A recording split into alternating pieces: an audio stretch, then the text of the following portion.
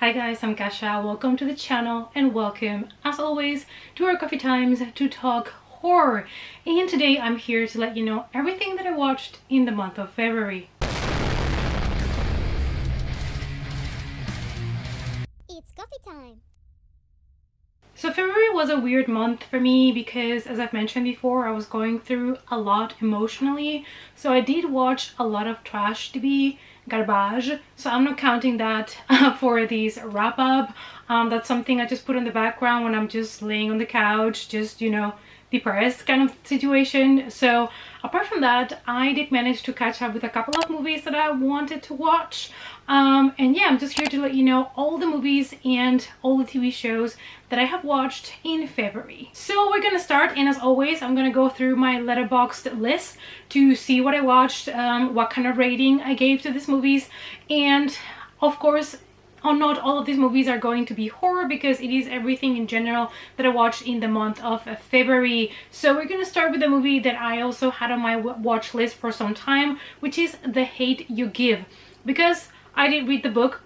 It is a YA novel about police brutality against people of color, and we follow 16-year-old Star who, after attending a party and hanging out with her friends, she is the witness of police brutality. She witnesses the murder of a black young male by a white police officer. So because I already had read the book, I knew how the story was going to unfold. What I can tell you is that this movie is really well done because it is not just one-sided. It's really showing you all the different perspectives from different characters and points of view, and also it is kind of showing you that there are people that actually truly do care, and it's giving you also a little bit of hope in humanity, apart from showing you all the ugly sides that humanity has. So I really enjoyed it. I prefer the book because I felt like with the book it really felt a lot more personal to me, maybe because I was reading the words instead of just watching a movie, I don't know. But I also recommend you guys to check out the book if you watched the movie and enjoyed it, because you get a little bit more of background, a little bit more of information, since of course you can pack a lot more in a novel. The Tinder Swindler, I clicked so quickly in this one. I was just intrigued to see what this story was going to be about. This is kind of a true crime story that I was unfamiliar with. The story follows a con man from Israel, and this guy had a profile on Tinder, and he was approaching a specific type of women and promising them love and all of these things, and he was pretending to be really wealthy, and he was taking them to flights here and there, to the best hotels, to the best restaurants. And honestly, this was such a well done documentary because it starts kind of slow, but then they start, really connecting all of the different stories and everything that they've been kind of informing you about. And they manage to keep the thrill, to keep the tension so well, and they keep you really, really entertained throughout the whole thing. And I was just completely blown away by this story. It is insanity. So if you love, in general, true crime, I do recommend you to check this one out. I thought it was a great documentary. Then I watched Phantasm from 1979. The reason is that my partner has not watched the Phantasm movie, so I want to change this. So we've already watched 1 and 2. The first movie, I mean, if you're unfamiliar with Phantasm, is about this young boy that discovers a guy called the Toll Man that is apparently a grave robber. He, removes bodies from the cemeteries because he has a specific purpose for those bodies. This movie is really trippy. Well, it's a little bit trippy if you compare it to other 70s, 80s horror. It is not for everybody, but I just love the character of the Toll Man so much. I love that everything is based in the cemetery, and I just love the craziness of this movie. I love the weapons that they use in this film. It is a little bit corny, I would say, but I really had a good time with it. It was a rewatch for me. And then part 2, I think, is a little bit more over the top than part 1, but that's to be expected. And I still had a really good time. I think if you go into these movies expecting to have a good time, you're going to have a good time. Some things might not have aged as well, but I still feel like if you are not familiar with the franchise, they do deserve a watch. Then we have The House, which is a movie released I think on Netflix, and I was really curious to see because I heard really good reviews about it. This is an animated like stop motion film that tells different stories, and all the main characters are animals. Across different eras, a poor family, an anxious developer, and a fed up landlady become tied to the same mysterious house in this stop motion animated dark comedy. What I loved about this one is that we touched base with a lot of the topics from humankind that we can still see today in, you know, in our times. I felt it was really smart. It is full of metaphors. It's not going to be for everybody because it is stop motion animated with animals, so I know it's not going to be the type of film that everybody really likes to go into. I really loved all the stories. I think my favorite one was the one with the landlord, the one with the rats. I thought that was the best for me, but I really recommend this one to you guys. I'm also somebody that I'm not always in the mood for animation movies, but I feel like this one is really worth your time. The Texas Chainsaw Massacre, because I intended actually to rewatch everything before the new one, but like I said, I was going through a lot of things emotionally. I'm still a little bit not full on with energy, if you can tell, and I just didn't have the strength to watch all of them, so I only rewatched the original because it's also a little bit of a comfort movie, I guess, because I rewatched this one several times.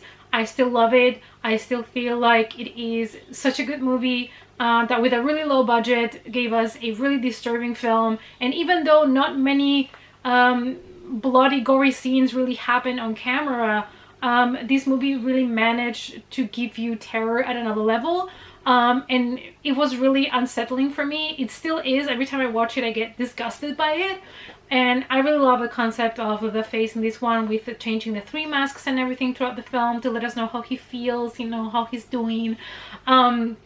Yeah, so I still love this one. It's always a 5 out of 5 for me, and I just wanted to rewatch it because the new movie, if you guys don't know, is supposed to be a direct sequel to the original, so I thought, you know, if I cannot rewatch all of them, at least I should revisit the original. And from the Texas Chainsaw Massacre we are going to The Hating Game, which is a rom-com, and the only reason why I watched this one is A, I read the book, and B, it's for free on Amazon Prime, so I didn't have to, you know, invest anything really in it apart from a couple of hours of my time. It was entertaining. I really like Lucy Hale. I just love the book so much, and the movie unfortunately did not meet my expectations. This is actually one of my favorite rom-com books that I have ever read. I don't read many, but The Hating Game was one of them that I really enjoyed, and the movie was just not there. It didn't give me the safe feeling that the book had. This whole enemies to lovers, which is basically what this book and this movie is about, it had so much more credibility and so much more power in the book. I feel like the movie is not really believable that they are really enemies. Like from the very beginning you already feel like they like each other, and I feel like the book did a better job at hiding that at the beginning. So yeah, if you're looking for just a fun rom-com, or you know, if you have someone that loves this type of movies, I mean, it's fine for a watch. Climate of the Hunter, I found this one also on Amazon Prime, and I didn't know much about this film, but it had good ratings, and what I can tell you is that this movie was really interesting and very different from other things that I have watched, especially because this film involves a vampire. However, it was not for me because the pacing was really slow. It is really heavy on conversations, on, you know, dialogue, and I have nothing against that. Hello, I love Midnight Mass, which is really heavy on dialogue and monologues, but this one was just not as exciting for me as I was expecting, I guess. It has been 20 years since Wesley left for Paris with his lover, and neither Alma nor Elizabeth have seen him since. Now that Wesley's lover has died, he's back, and the sisters compete for his affection despite him probably being a vampire. I have to say that I was really happy with our main character's acting. I thought I could totally believe that he could be an old vampire, and I really loved a lot of things about this film. It has a very vintagey look to it, and it just was not for me, but this is definitely a movie that I would recommend you guys to check out if you like slow burner movies with a lot of dialogue and something completely different. It just takes a long time to you to really build up the characters and the suspense, and maybe it was a little bit too slow for me at the beginning, with so much dialogue and nothing really going on. But I guess it depends on your mood as well, if you're just looking for something really relaxed to watch. And I finally watched Head Count. This has been on my watch list basically since it came out. I finally found it on Amazon Prime and I finally could watch it, and I gotta tell you, I enjoyed this one a lot more than I expected. I do feel like this film, I don't know if it has been hyped, but if not, it deserves a little bit more of attention, because this is a horror movie that does not rely on jump scares, bless its soul, and it managed to give you such a feeling of creepiness, of being uncomfortable. And even though this movie does have a supernatural element to it, it just feels like such a close to home horror that I think that's part of why it was so unsettling to me. During a weekend getaway to Joshua Tree, a group of teenagers find themselves under mental and physical assault from a supernatural entity. What I can tell you is that you should go into this movie without knowing anything else. Do not read the whole synopsis of this film, because I feel like it spoils an interesting factor of the film that I didn't know when I went into it. So I'm really happy I didn't really read the whole synopsis. Because I feel like it is a spoiler and it shouldn't be there, like it happens sometimes. And honestly, this movie really, you know, went over my expectations. Really enjoyed it. Definitely recommend you guys to check this one out. Then I watched the Texas Chainsaw Massacre from 2022, released on Netflix on the 18th of February, and I do have a whole spoiler-free review of it, and I also talk a little bit about the franchise and talk about all the different movies really quickly to give you guys an update before you go into it. So this one takes place 50 years after the original. We have a group of friends that just bought a town to kind of gentrify it and, you know, create a new civilization. So basically this movie had horrible plot. It was messy, storyline, everything. It was just not great. There was no purpose bringing Sally back.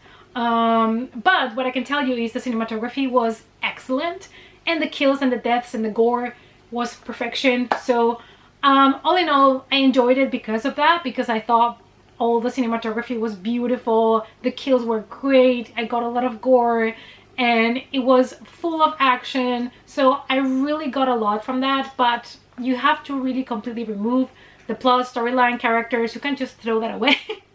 So, you know, I guess it was a 50-50 for me, but I still really enjoyed it. The Sacrament, another one that I had on my watch list for the longest time and I wanted to check out, and I finally found it as well, available for me to stream it. And this is based on a true crime. Probably you all are familiar with it. It is absolutely horrifying if you know the true story which this is based, and this one was shot really, really well. It is shot as you know, as a found footage kind of movie, you know, where the journalists that went to investigate this cult were filming everything, and then basically their footage was recovered and put together for this movie. So we follow a fashion photographer that wants to go visit his sister that has been living in this community, completely isolated, and he wants to make sure that she is okay. So that's how they get to Eden Parish.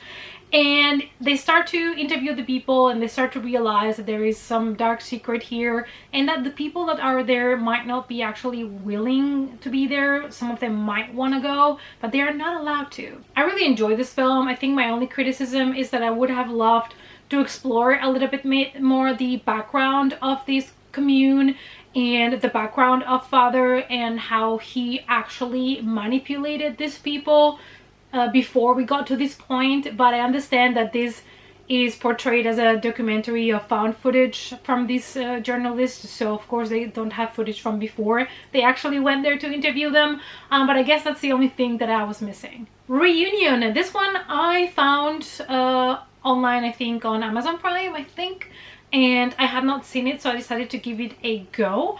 This is a movie in which a pregnant woman returns to her childhood home after her grandparents pass away, and she kind of wants to rekindle her relationship with her estranged mother. The movie had a really weird feeling from the very beginning. I absolutely love the house and everything that they build around it, all the rooms, all the atmosphere.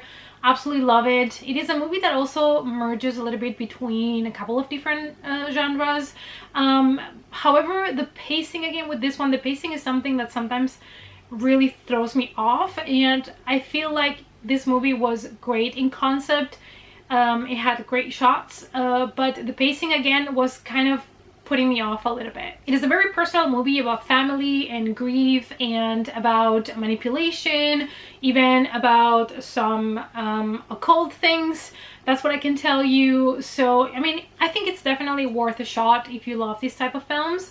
I didn't know about it. Like I said, I just found it on Amazon Prime and decided to stream it. So I don't know if you guys have checked it out. Let me know down below what you thought of it. Girls Against Boys. So when I saw this title and I read what the movie was about, I kind of already expected a kind of toned down version of I Spit on Your Grave, and it is actually kinda what I got. This film is basically about two women that have been done wrong by men a couple of times. They're disappointed by men, they've been assaulted by men, and so they decide basically to take revenge on them.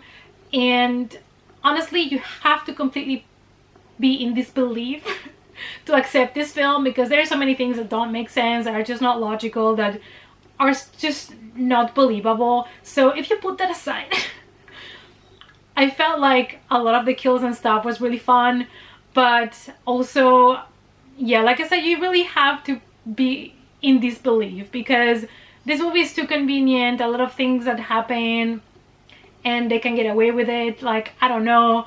It was just fun. I did like the main characters, but yeah, I feel like this is also a one-time watch movie. No Escape Room. When I saw this one, I was like, excuse me, I didn't know about this film. I need to watch it. I believe it's from 2018, so it's not even that old, but somehow it just went out of my radar. I had never heard of this film.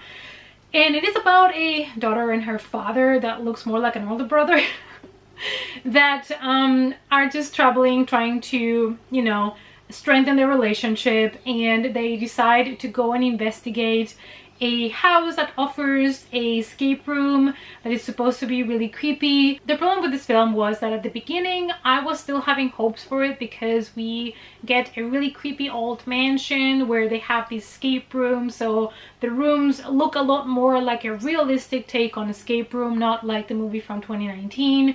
And so I was hoping to really have fun with this one, but then we turned the escape rooms into something a little bit more supernatural, and that just didn't vibe with me. Also, this daughter flirts with a guy that could probably be also her father, which was really off-putting for me, and the ending was one of the most frustrating, annoying endings ever. So sadly, I did not end up loving this movie as much as I hoped. Don't Kill Me is a Netflix movie, an Italian movie that I also have a full spoiler-free review on my channel if you want to check it out. It is about Mirta and her lover that decide to take a really heavy drug to go on a trip, and what they end up doing is dying. So I guess the trip ended a little bit abruptly for them. However, Mirta wakes up from the dead and she doesn't know what's going on with her or with her body, but she craves human flesh. This was a little bit of a hybrid, you know, like zombie vampire creature, I guess, but it just didn't meet my expectations. It was supposed to be a horror romantic movie, but it was a lot heavier on the drama and the romance story than on the horror, so I guess that's why I didn't love it as much. Honeymoon by Lee Janiak. I finally watched this movie. I remember one time, a long time ago, one of you guys recommended it to me in the comments. I bought the Blu-ray, never watched it. And Lee Janiak is the director responsible for the Fear Street trilogy that came out on Netflix, I believe, last year. And I was really excited to check out Honeymoon even more after knowing that that was her debut. And I finally watched it, and I gotta say, I really enjoyed it. I thought it was disturbing. It had that creepy, isolated house on the lake kind of vibe. And even though the movie basically is just two characters for the whole time, a young married couple that decide to spend their honeymoon in this cabin by a lake, it just got so creepy and disturbing, and it kept me guessing what the heck was going on in this film. And what I can tell you, in case that you don't like that at all, this movie's ending is a little bit ambiguous, a little bit one of those open endings kind of thing, so I don't know if you vibe with that or not, but I really enjoyed this film. The main plot is basically, like I said, this couple that go to spend their honeymoon at this isolated place, and the wife starts to exhibit weird behavior. She starts to act not really like herself, and so the husband doesn't know what's going on with her. So that's basically our main plot, but also just go into it without reading too much about it and just let yourself be surprised. In the Earth is a movie inspired by basically a virus that takes over Earth, so it's a little bit like, you know, a pandemic that we are all familiar with. As a deadly virus ravages the world, Dr. Martin embarks on a mission to reach a test site that it is a research hub deep in the arboreal forest. Guided by park scout Alma, they are attacked one night while they're camping on the woods. And basically after that, you know, they get their stuff stolen, their shoes stolen, and they have to keep going throughout these woods. And this movie was really trippy, okay? This was really trippy. I would say it's a little bit like Annihilation or things like that. So keep it in mind when you go into it. It's really trippy, okay? It is a really weird movie to describe because it is something like a hybrid between a mythical supernatural film, a scientific film, and it has, I mean, the horror part is mostly just the violence that happens in the film. So it was really interesting. I did enjoy it more than I expected. We also basically only have a handful of characters in this film, and even though the dialogue at times was a little bit awkward, I guess it does fit because you are some of the only survivors after a virus spreads, and when you meet people that you don't know, the conversation can be a little bit awkward. House of Nine, this is the last film that I have watched in February. I was intrigued by this one. This is an early 2000s film that it is obviously inspired by things like Saw or Cube. It is kind of the same concept. You put 9 strangers that have been drugged and taken to this mansion. They don't know why they woke up here, what's their purpose in this house, and then they get this message, someone telling them that from the 9 only 1 can survive, so they have to fight it out to see who's gonna be the only survivor. My issue with this movie was the characters were extremely cookie cutter. They were so predictable. They were saying all the things that, you know, this specific type of character has to say, and they were all assigned like a role, and the dialogue was so cringe. The dialogue was so cringe. I don't know if it's because obviously we're in 2022. Maybe if I would have watched this back in the day, it wouldn't have been so extreme for me, but the characters were really annoying to me. And also I felt like it took a long time for the action and the good parts to really come. The build-up was long, and then when the climax happened, it was not as great as I was expecting it to be. And I did enjoy, I have to tell you, I did enjoy the ending twist kind of thing. I did like to see that, but I feel like this movie is only gonna be for horror fans that can't just hold on and watch the whole movie without turning it off, because at the beginning it's really hard not to turn it off, especially with a lot of the dialogues at the beginning between the characters. Yeah, I mean, some of the kills were fun. But that's about it about this film. When it comes to TV shows, let's talk about it. So I finally watched season 3 and 4 from Cobra Kai. Not much that I can tell you here. You know, guys, this is a show in which we are following Daniel LaRusso and Johnny Lawrence, and as they are adults and they are dealing with adult things, but also characters brought back into their lives. I have to say I love season 4 a lot more than the other ones, and it might be because Netflix was the one, you know, paying for this one. I don't know why. I feel like there was a slight change between 3 and then 4 that makes me love the show a lot more than at the beginning. And then I watched season 1 and 2 of Manifest. Me and my partner needed a show that was really easy to binge, that we didn't have to think much because we were going through a lot, like I said, so we just wanted something simple to watch, and we decided to finally give a shot to Manifest.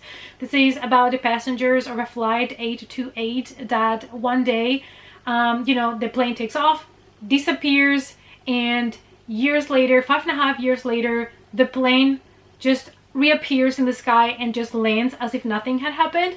So basically everybody on Earth had aged 5.5 years and moved on with their lives thinking that the passengers were dead, and now they're back and they look exactly the same because for the passengers time did not pass. So it is a really interesting show. I really love the concept. That's why I wanted to give it a shot. It was kind of lost kind of situation, and I have to tell you that at the beginning I was really invested, but then I felt like the story was getting really repetitive for me. But season 2 did bring a couple of new things that were introduced that I thought were interesting, and I'm still gonna keep on watching. We finished season 2 and there is a 3rd season confirmed. So yeah, I think that the first season having 16 episodes was definitely way too long for its own benefit. I felt like they dragged it a lot, and maybe that's why it felt repetitive for me. But I do think that it's a decent watch. And then the last thing that I watched is season 5 of How to Get Away with Murder. This is also something that you can binge, that you can watch anytime. It is really entertaining. It is a show that is super bingeable.